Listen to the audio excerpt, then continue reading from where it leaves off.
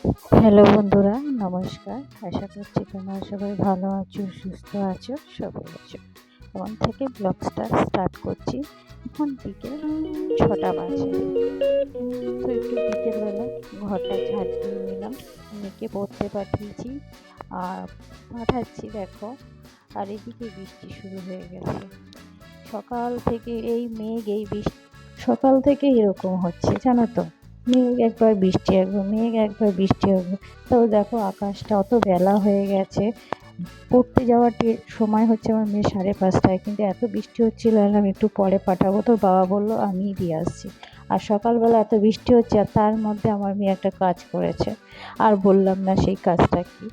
তো যাই হোক, পেপারটা দিয়েছি, সকালের বেড কভারগুলো ওই জন্য কাচতে হয়েছে বৃষ্টির মধ্যেও। ওই মাঝে মাঝে শুকনো হচ্ছে, এদিক ওদিক করা হচ্ছে, আর এতে না কাজ আরও বেশি বেড়ে যায়। কারণ একবার ছাদে ওঠো, আমার যদি নিচে নেই ছাদ, ছাদের জামা কাপড়গুলো মেলতে হয়। ওই একবার রোদ দেখে একটু দৌড়চ্ছি, আবার দিচ্ছে, এতে কাজগুলো যেন বেশি, মানে যত তাড়াতাড়ি করার হয় সময় আরও বেশি লেগে যাচ্ছে এতে। তো চিন্তা করলাম যখন ঘরের বেড কভারগুলো চেঞ্জ করা হয়েছে, বিকেল হয়েছে, তো হোক না, কাজটা তো করতে হবে আর এগিয়ে যাবে। সেই এই কাজটা যদি পড়ে থাকে তারপর দিন সকালবেলা আবার করতে হবে। তো ভাবলাম না, এখনই করে ফেলি। আর বেড কভার যখন ওঠানোই হয়েছে, তো খাটের পাশেরগুলো একটু ঝাড় দিয়ে ফেলে দিলাম, ঝুল কালি অনেক হয়েছে। আর এরকম শলার ঝাঁটা হলে না দেখবে ঝুল ঝাড়তে খুব সুবিধা হয়।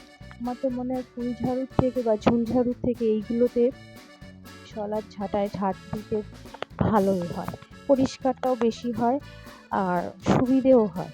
সব ময়লাগুলো খাটের তল থেকে বার করে নিয়ে আর হাতে প্লাস্টিক দিয়ে আর তুলে নিলাম।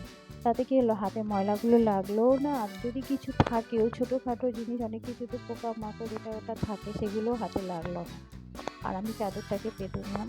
চাদরটা আমার টান টান কী করে হয় জানো তো, 4 কোণ আমি ভালো করে গিঁঠু দিয়ে তারপরে ওটাকে চারদিকে গুজে দিই। তাতে কি হয়, আর আমরা যখন খাট থেকে নামি তখন দেখবে আমাদের চাদরগুলো বিড়াল বিড়াল তলায় বিড়াল টান টান হয়ে থাকে। তো মেয়েকে পড়ে চলে এসছে, আমার কথা মতো নিয়ে এসছে।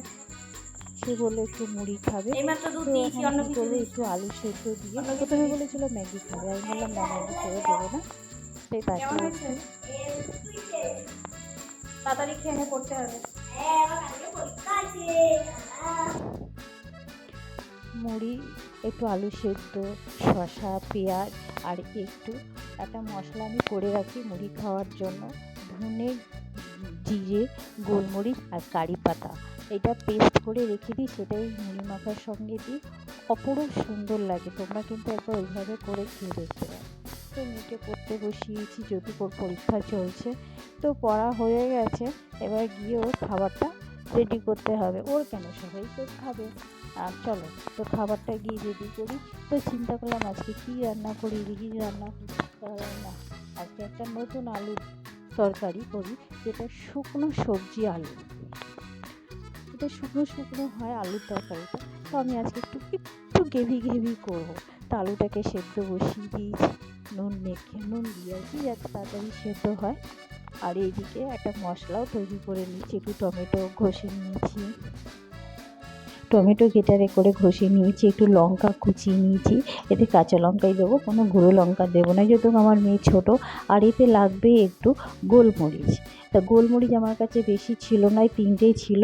আর ওই জন্য কী করলাম, তাড়াতাড়ি করে সাঁড়াশি দিয়ে ওটাকে আমি কুটনো করে দিয়েছি, আর আমার কাছে গুঁড়ো ছিল গোলমরিচের, সেটা একটু দিয়ে দিয়েছি। আর এর সাথে লাগবে হচ্ছে একটু রসুন, এখানে না আদা লাগবে না পেঁয়াজ লাগবে, আর হলুদ, আর একটু ভাজা জিরে, সব কিছু, জিরে ধনে আর নুন সব কিছু পেস্ট করে, পেস্টটাকে রেডি করে রেখে দিলাম। ওইদিকে আলু সেদ্ধটাও হচ্ছে। তো ভাবলাম রুটিটাও, আটাটাও মেখে নিই, মেখে তাড়াতাড়ি করে একবারে রুটিটাও করে নিই। তো আমার শাশুড়ি মা বললো দাও আমি আটাটা বেলে দিচ্ছি, তাই উনি বেলে দিল, আমি তাড়াতাড়ি করে সেঁকে দিলাম। আর আমার শাশুড়ি মা না খুব সুন্দর জানো তো, আটা গোল করে একদম বেলে, এত সুন্দর বেলে, আর খুব পাতলা করে বেলে, কী করে করে কি জানি। তো আমি তাড়াতাড়ি করে রুটিগুলো সেঁকে নিচ্ছি। আর ওইদিকে তো আলু সেদ্ধটা হয়ে গেছে। এবার ওইটা যেহেতু শুকনো শুকনো, এই আলু সেদ্ধটা জানো তো আমার মায়ের হাত দিয়েই শেখা, মানে শুকনো সবজি, আলু সবজি এত সুন্দর হয়। কিন্তু আমার মেয়ে বা আমার কর্তামশাই একটু জুস জুস পছন্দ করে, ওরা একদম শুকনো খেতে পারে না। ভাজা হয় আলাদা জিনিস, কেন ওটা তেল থাকে একটু, হরহরে থাকে, খেতে ভালো লাগে। কিন্তু এই তরকারিটা না, শুকনো শুকনো হলে ওরা খেতে পারবে না। তাই আমি একটু গ্রেভি করছি। তোমরা চাইলে কিন্তু এটাকে শুকনো করতে পারো, খেতে সুন্দর হয়। আর এতে সেরকম কিছু লাগে না।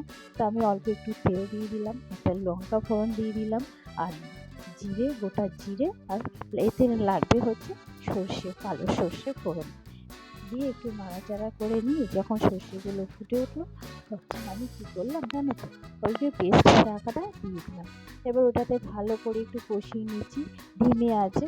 যখন মশলাটা তেলটা ছেড়ে গেল, তখন আমি একটু জল দিয়ে দিলাম, ওই বাটি ধোয়া জল দিয়ে ভালো করে ফুটিয়ে গেলে তখন আমি ওর মধ্যে এবার আলুর যে সেদ্ধ আছে সেই সেদ্ধ আলুটা দেবো। কিন্তু ওই আলুটা দেওয়ার আগে আমি একটু কালার করার জন্য একটু কাশ্মীরি লঙ্কার গুঁড়ো দিয়েছি, যাতে দেখতে একটু ভালো লাগে। কারণ আমি যেহেতু টমেটোটা অনেক কম দিয়েছি, তো দেখারও তো ব্যাপার আছে। আর আলুটা না এতে হবে কি জানো, হাত দিয়ে ম্যাশ করে দিতে হবে, এটা শুধু ছোটো ছোটো করে কাটলে হবে না। আর এইভাবে করলে কিন্তু খেতেও কিন্তু খুব সুন্দর লাগে। আর এইভাবে সেদ্ধ আলু যদি ম্যাশ করে দিয়ে দিই, যদি ভাজা হচ্ছে না, সেখানে নুনটা ঢোকে না। এই জন্য আমি কী করি, সেদ্ধ হওয়ার সময় যদি নুনটা দিই, তাহলে আলুর ভিতরে নুনটা ঢুকে যাবে, আর খেতেও তখন সুন্দর লাগে। আর যদি সবজি, যে কোনো সবজির ভিতরে যদি নুন না ঢুকলে সেই সবজিটা খেতে ভালো লাগে। তো একটু ঢাকা দিয়ে নিলাম। আর এতে দিতে হবে ধনে পাতা, কিন্তু আমার কাছে যেহেতু ধনে পাতা নেই, তাই আমি কী করলাম, আমার কাছে একটু বাটা ধনে পাতা ছিল, সেটাই দিয়ে দিলাম, দিয়ে একটু নেড়ে নিলাম। একদিকে আমার সুবিধা কি, আমার যদি গোটা ধনে পাতা দিতাম না, আমাকে আমার মেয়ে বাছাতো, মানে বাছিয়ে খাওয়াতে হয়।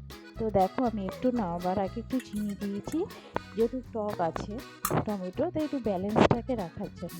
আর এদিকে একটু কাঁচা পেঁয়াজ আর কাঁচা লঙ্কা নিয়েছি, ব্যাস। আর কি, তোমরা একবার এইভাবে শুকনো আলুর তরকারি করে খেয়ে দেখতে পারো, এই যে পাগলি। তো চলো, আর কি, অনেকটা রাত হয়ে গেল। যদি ব্লগটি কোথাও একটু ভালো লেগে থাকে, তো লাইক করে, কমেন্ট করে, সাবস্ক্রাইব করে পাশে থাকো। মেয়েটাকেও খাইয়ে দিচ্ছি, আমিও খাচ্ছি। আর আমার শাশুড়ি মা কর্তা মশাই খাওয়া হয়ে গেছে। শুভরাত্রি, সবাই ভালো থেকো।